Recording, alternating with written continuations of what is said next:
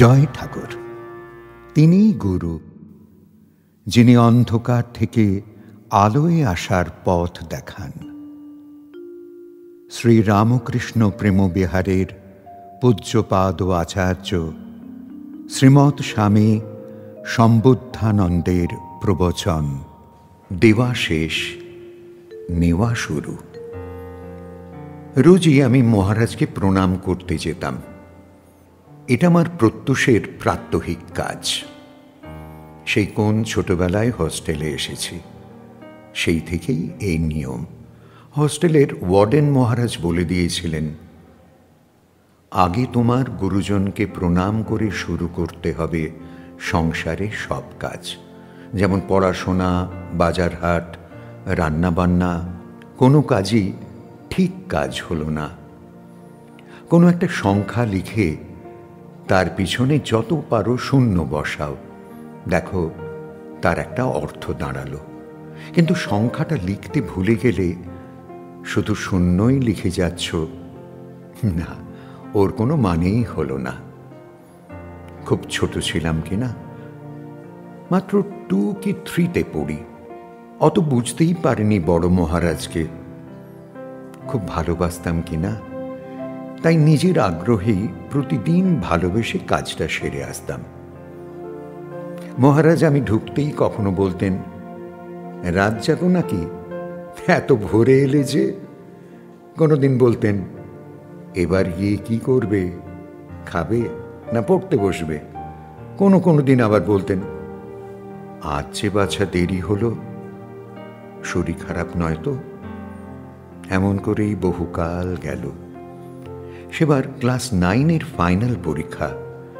আমি পড়াশোনা নিয়ে ব্যতিব্যস্ত হয়ে পড়েছি। মহারাজ মুখ দেখেই আমাদের মনের অবস্থা পড়ে নিতেন।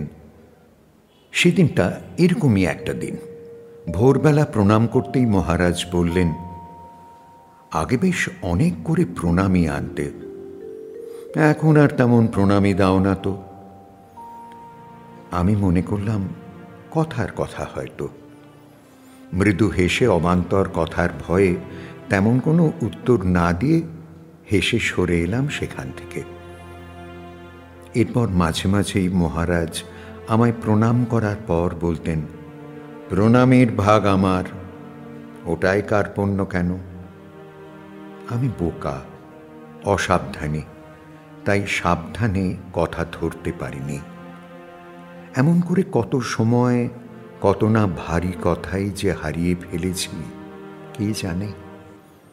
আমার মাধ্যমিক হলো, উচ্চ মাধ্যমিক হলো, কলেজে চলে এলাম। তবু সেই ছোটবেলার টানটার কারণে প্রায় মহারাজের কাছে চলে যেতাম। একদিন নিরিবিলি পেয়ে মহারাজের কাছে গিয়ে বসলাম। মহারাজ আমার কুশলাদি প্রশ্ন করে অবশেষে বললেন, অনেক বড় হলে, কিন্তু হাতটা মুঠো হয়ে গেল যে, আর বের হয় না। আমার যেন সেই ছোটবেলার কথাগুলো মনে পড়ে গেল। অথচ ভাবছি, জীবনেও কোনোদিন মহারাজের হাতে বাগানের ফুল ছাড়া কিছুই তুলে দিইনি। হাত মুঠো বলে মহারাজ আবার কি বোঝাচ্ছেন? সেই পুরনো দিনের মতো বোকা হাসি হাসলাম। শুধু বড় হয়েছি তার প্রমাণস্বরূপ বললাম, কই মহারাজ, আজ অবধি আমি তো কোনোদিনই ফুল ছাড়া আপনাকে কিচ্ছুটি দিইনি। আপনি প্রণামী বলছেন, ওটা কি আমার দেওয়া সম্ভব? মহারাজ বললেন, সে কি রে, আগে হাত ভরে দিতিস, আমিও প্রাণ ভরে নিতাম। এখন কমতে কমতে তো প্রায় নেই হয়ে গেল রে। আমার মন খুবই আশ্চর্যভাবে ভরে গেল। প্রণামী তো দিইনি, এটা সত্য। আর মহারাজ আমায় প্রচণ্ড ভালোবাসেন, সব সময় তিনি সত্য বলেন দেখেছি। এখনো তিনি যা বলছেন তার একটা অর্থ তো অবশ্যই হবে। আমি অবাক হয়ে মুখের দিকে তাকিয়ে বসে আছি।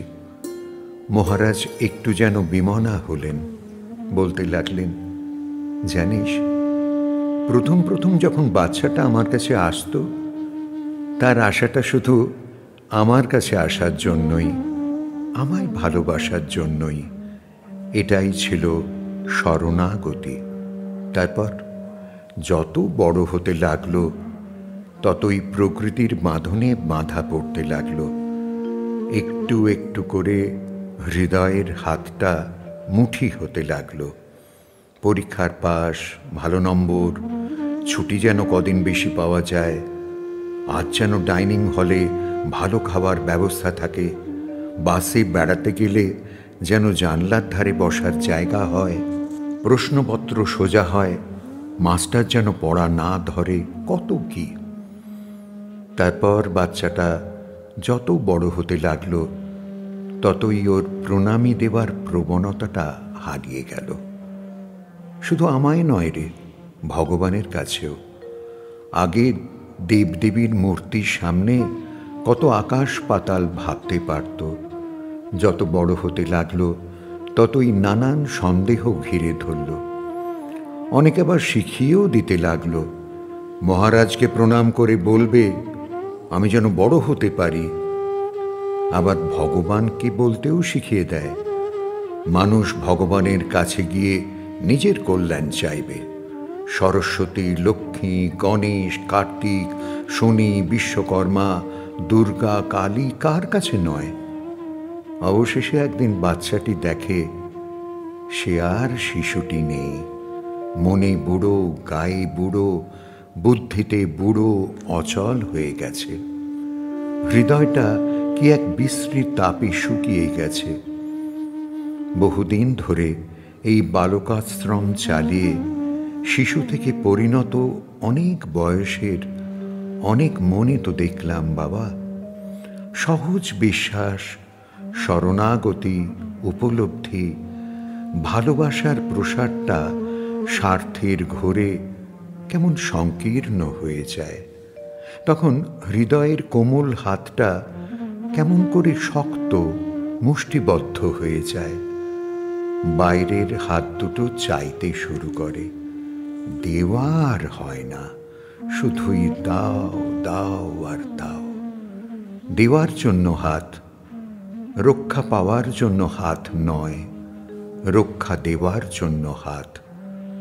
সব ভুলে যায় সেই শিশু থেকে যৌবনে উত্তরণরত মানুষটা। মহারাজের কথা শুনতে শুনতে আমি নিজেকে খুঁজে পেলাম। সত্যি তো, ছোটবেলার প্রণামটা ছিল প্রণামী, ভালো লাগায় ভরা। আজকের প্রণামে অনেক চাওয়া পাওয়া, অনেক সৌজন্য, অনেক কুণ্ঠা, বিচার, লাভালাভ। ছি, এমন কবে কিভাবে হয়ে গেলাম কে জানে। এখনো মানুষটাকে বড্ড ভালোবাসি, বড্ড চাই। চাওয়ার স্বভাব যে কেমন পেয়ে বসেছে তা দেখতে লাগলাম নিজেকে ঘুরিয়ে ফিরিয়ে। মহারাজ প্রণামী বলতে যে ওই নিখাদ শরণাগতির কথাই বলতেন, তা ধীরে ধীরে বুঝতে পারলাম। মনে পড়ে গেল ছোটবেলার সেই নিজের চেহারাটা। ঠিক এই সময়ে এক মায়ের সাথে একটি বছর ৩-৪ বাচ্চা এলো। তার মা তাকে মহারাজকে প্রণাম করতে বললেন। এও বললেন, আমার মতো করে করো। বাচ্চাটি খুব তাড়াহুড়ো করে টুক করে প্রণাম করে হাসতে হাসতে দৌড়ে পালিয়ে গেল। কত সরল তার প্রণাম। আমি ভাবলাম, এইভাবেই প্রণাম করতে করতে প্ররোচনা আর স্বার্থবুদ্ধিতে দেওয়াটাই বৃথা হয়ে যাবে, নিবেদনটাই হবে না। মহারাজ আমার দিকে তাকিয়ে বললেন, এখনো মাটি চাইতে শেখাননি, শুধু প্রণাম শেখাচ্ছেন। এরপর শেখাবেন, বলো আমি যেন বিদ্বান হই। ব্যাস, এই শুরু। দেওয়া শেষ, নেওয়া শুরু।